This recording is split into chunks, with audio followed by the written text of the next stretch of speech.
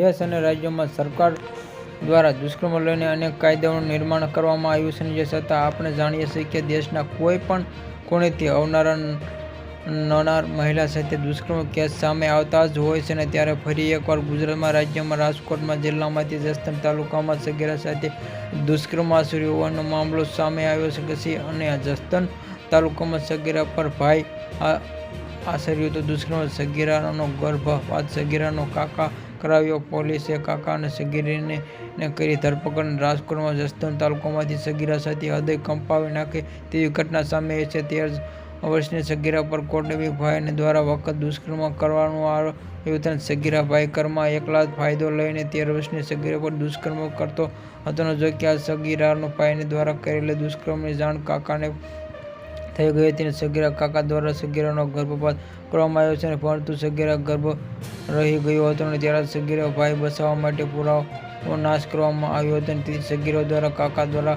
આ ગર્ભપાત કરવામાં જસદણ તાલુકો આવેલી આ નકલી સગીરાનો ગર્ભપાત કરવામાં પાસેથી કાકા અને સગીરા કરી ધરપકડ. અને આ હિંમત બતાવી માતા પિતાની જાણ કરી સગીરા તે કાકા ખલીકર પછી નોંધવામાં આવી. જો કે દ્વારા કાકા અને સગીરા ધરપકડ કરવામાં આવી છે.